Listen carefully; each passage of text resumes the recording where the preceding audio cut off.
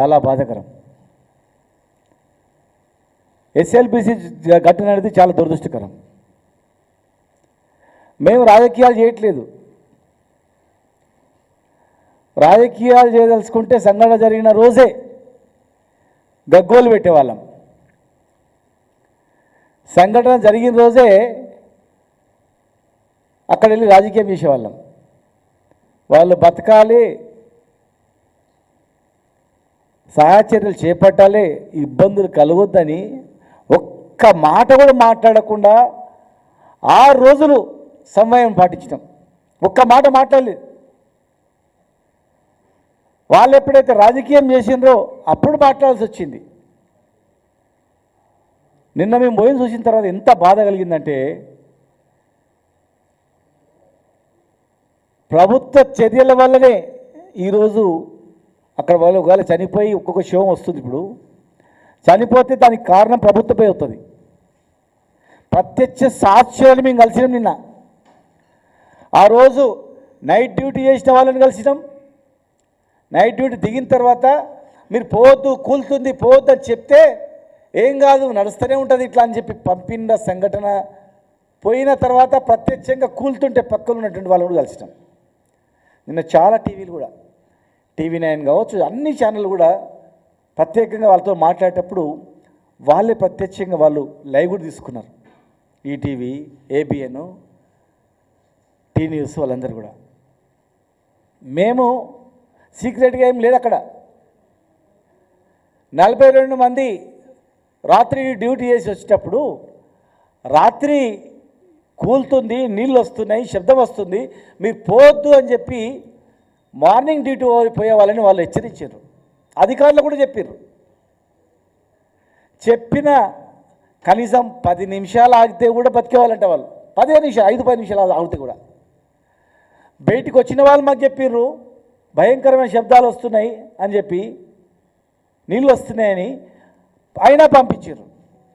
పంపిన తర్వాత పోయి ఒక 2 మీటర్లు 3 మీటర్ల దూరంలో ఉండి శబ్దం రాగానే బయటకి ఉరికొచ్చిన వాళ్ళతో కూడా మేము మాట్లాడాం.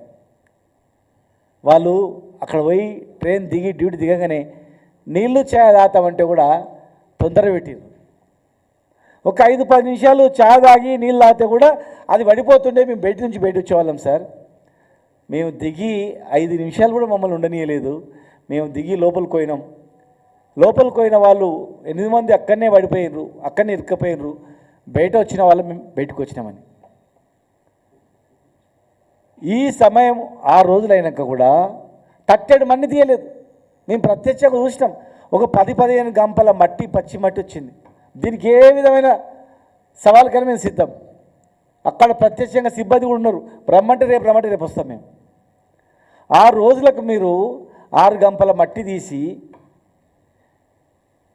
సహాయ చర్యలు ఎక్కడ కూడా మీరు చేస్తున్న నామమాత్రంగా, కానీ ఆశించిన ఫలితాలు లేవు అక్కడ. ఆశించినంత ఆ బెల్ట్ మూవింగ్ బెల్ట్ మొత్తం కూడా ఆగిపోయింది. దాని మరమ్మతులు చేయలేదు. మీరు వస్తున్నారు, గెస్ట్ హౌస్లో కూర్చుంటున్నారు. గెస్ట్ హౌస్లో కూర్చున్నట్టు ఉత్తమ్ కుమార్ రెడ్డి గారిని హరీష్ రావు గారు ఇరిగేషన్ మంత్రిగా చేసినాను. మా ఆయనలో 300 ఫీట్ల పైగా టన్నల్ మీద దోగిన అనుభవం ఉంది. ఇలాంటి టన్నల్ కూలిపోతే దాన్ని ఇమ్మీడియట్గా మరమ్మతులు చేసి టన్నల్ కంప్లీట్ చేసినటువంటి చరిత్ర అనుభవం నాకు ఉంది. కాళేశ్వరంలో కావచ్చు, పాలమూరు రంగారెడ్డి ప్రాజెక్టులో కావచ్చు. నా అనుభవంతో నేను చెప్తా. నేను తొందరగా చేద్దాం, లేట్ అయితే వాళ్ళు చనిపోతారు 8 మంది. నా అనుభవాన్ని పంచుకుందామంటే పక్కనే ప్రెస్ మీట్ పెట్టినాం. ప్రెస్ సాక్షిగా మేము కొట్లాడికే పోలేదు, ఎలాంటి గొడవలు చేయనికే పోలేదు.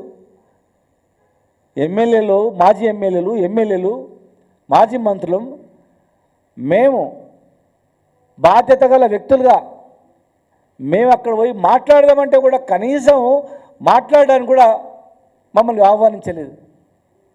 మేము పల్లెత్తు మాట కూడా లేదు. వారికి టైం అవుతుంది మాకు తెలుసు. హెలికాప్టర్ మళ్ళీ 5:30కు వెళ్ళాలా. వచ్చిండ్రు, ఉదయం హెలికాప్టర్లు వచ్చిండ్రు, గెస్ట్ హౌస్లోనే ఉన్నారు వాళ్ళు. మళ్ళీ 5 గంటలకు హెలికాప్టర్ లేవాలి, చీకటి అయితే నడవదు. ముందు పోయి మాట్లాడదామని చెప్పి మేము పోయినాం. అయినా మమ్మల్ని లెక్క చేయలేదు, పిలవలేదు, మాట్లాడలేదు. మాట్లాడకపోగా ఇవాళ జూపాలి కృష్ణారావు గారు ఏమంటారంటే, ఆయన మొన్నటి వరకు మా గవర్నమెంట్లో ఉన్నాడు. ఆయన మంత్రిగా ఉన్నప్పుడు, హరీష్ రావు గారు మంత్రిగా ఉన్నప్పుడు మేము అక్కడ పోయినాం. ఆయన మాట్లాడతారు 200 మీటర్లు కూడా దొగలేదని. దానికి మరి దేనికైనా సిద్ధమా వారు? రాజకీయాల నుంచి వారు తప్పుకుంటారా, లేకపోతే హరీష్ రావు గారు తప్పుకుంటారా? మేమందరం తప్పుకుంటాం. మా తప్పు అయితే వారు తప్పుకోమనండి, మంత్రి పదవిని తప్పుకోమని, లేదా రాజకీయాలు మేము తప్పుకుంటాం. 12 కిలోమీటర్లు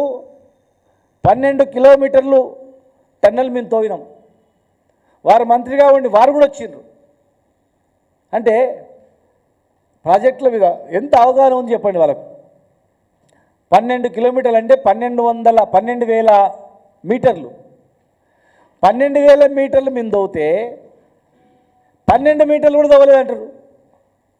200 మీటర్లు కూడా తవ్వలేదని చెప్తారు. మరి 12 మీరు అన్న ప్రకారము 200 మీటర్లు కూడా తవ్వలేదన్నారు కదా. మేము 200 కాదు 12,000 మీటర్లు తవ్వినాం. దానికి మీరు సిద్ధమా? మీరు 3,300 రూపాయలు మీరు ఖర్చు చేస్తే మేము 3,900 రూపాయలు ఖర్చు చేసినాం. 900 కోట్లు. 3,300 కోట్లు మీరు ఖర్చు చేస్తే 9 సంవత్సరాలు